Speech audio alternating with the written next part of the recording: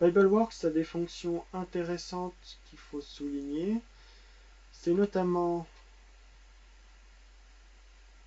cette fonction Quick qui vous permet de voir par exemple le terme prophétesse dans le Nouveau Testament et de voir quels sont les mots, en tenant compte des mots les 5 mots qui sont avant prophétesse et les 5 mots après, de voir quels sont ces mots qui sont souvent à proximité de prophétesse. Vous voyez que l'ego arrive une 60aine de fois, ce qui est un peu normal. Le verbe Amy aussi.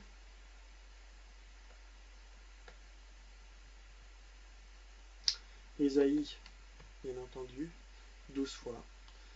Donc c'est une fonction intéressante qui peut être paramétrée en augmentant ou diminuant le champ de proximité. Un autre module intéressant, c'est le parallèle entre la Septante et le texte massorétique, qui est une base de données qui est créée par Emmanuel Tov.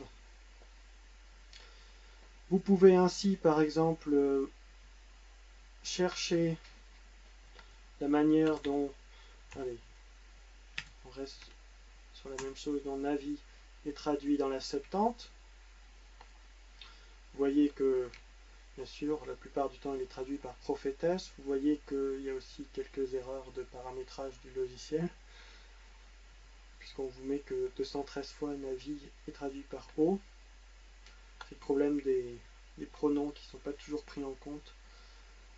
Mais ce qui est le plus intéressant ici, c'est le fait que Navi est traduit 9 fois par pseudo-prophétesse, 4 fois par Hiereus.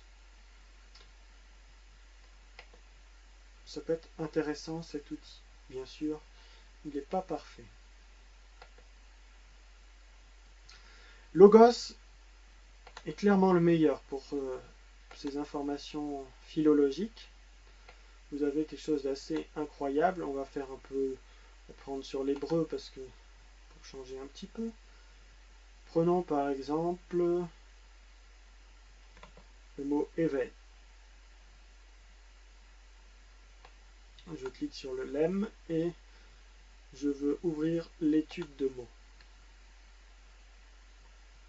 Ici, vous voyez, s'ouvre une fenêtre particulière. Il nous apporte plein d'indications sur, pardon, pas Eved, c'est Erev. On sait par exemple que c'est employé 129 fois dans le texte hébraïque et qu'il y a des pics là dans le Pentateuque, en Lévitique, en Habakkuk. Ici, on a toutes les références des dictionnaires qui sont sur Logos et que je possède sur Logos. Je peux aller directement ouvrir le dictionnaire si je le souhaite en cliquant dessus, au mot donné. Vous avez un graphique qui est très bien fait en dessous qui vous montre comment Erev est traduit dans la Septante.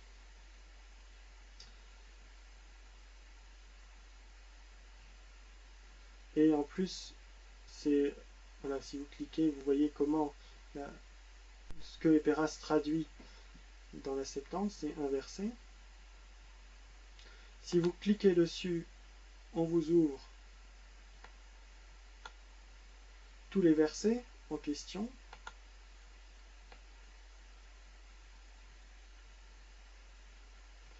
Après, vous pouvez cliquer sur la référence et ça va s'ouvrir directement dans le logiciel. Vous avez la même chose pour la traduction, non pas ici. Et en grec, vous avez la même chose pour la traduction en anglais, l'équivalent anglais. Vous avez la racine, les racines arabes, et Erev en est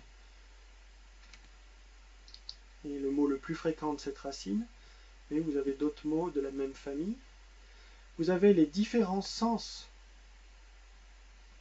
Donc pour ce terme, là aussi c'est un dictionnaire sémantique qui est propre à Logos, qui est assez formidable. Donc vous voyez que Erev peut être un mot utilisé pour parler de la nuit, comme étant ici un sous-groupe sémantique du temps, d'une période de la période voilà, la nuit comme période. Vous avez un graphique qui vous permet de situer Ered au sein de son champ sémantique. Vous avez tous les autres lemmes qui sont utilisés pour définir la même réalité. Vous voyez, donc un lexis qui est basé sur le sens, un peu comme le Lunida, mais ici ça inclut aussi l'hébreu et le grec, ça inclut toute la Bible.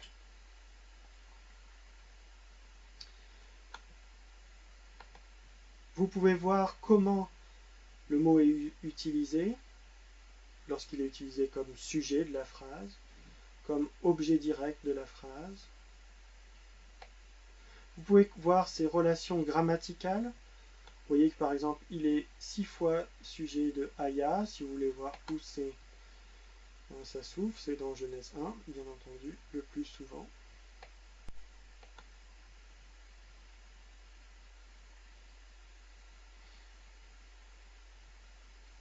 C'est utilisé adjectivement avec et, 6 fois également. Vous avez les prépositions qui sont utilisées avec ce mot-là, 31 fois avec le bet. Vous voyez, donc c'est un tas d'informations lexicales sur ce mot qui sont assez impressionnantes. Et bien sûr, ensuite, vous avez les recherches textuelles, le nombre de fois où ce mot arrive dans la Bible hébraïque ou dans les manuscrits de la mer Morte. Si vous cliquez sur les manuscrits de la mer Morte, ici j'ai que la base de données biblique.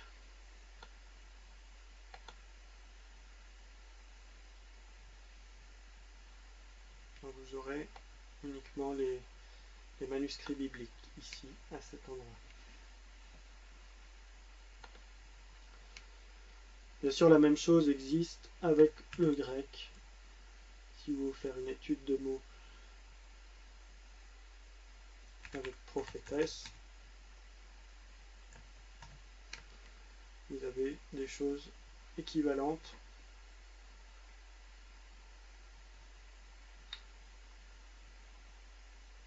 Là, vous avez la traduction avec l'anglais. Vous voyez que dans la Septante, prophétesse traduit en général Nabi, mais parfois aussi Roé ou Rodze, le voyant. Prophétesse est donc une famille en soi. Et on a ici les mots de la même famille. On a les différents sens de prophète dans la Bible, donc le prophète, mais aussi les prophètes, donc comme une partie de l'écriture, les prophètes, les petits prophètes. On peut voir comment le mot est utilisé, quand il est comme sujet, objet, objet indirect, les relations grammaticales, l'utilisation de la préposition et les emplois dans le Nouveau Testament, la Septante, les manuscrits de la mer Morte. Et les classiques, vous voyez que c'est intéressant, c'est utilisé que 96 fois dans mon immense base de données de classiques, ce qui montre que ce n'est pas un mot courant en dehors de la Bible et du judaïsme, puisque même chez Philon ou Joseph, on emploie 286 fois, alors que les classiques grecs n'utilisent que 96 fois, en tout cas dans ma base de données.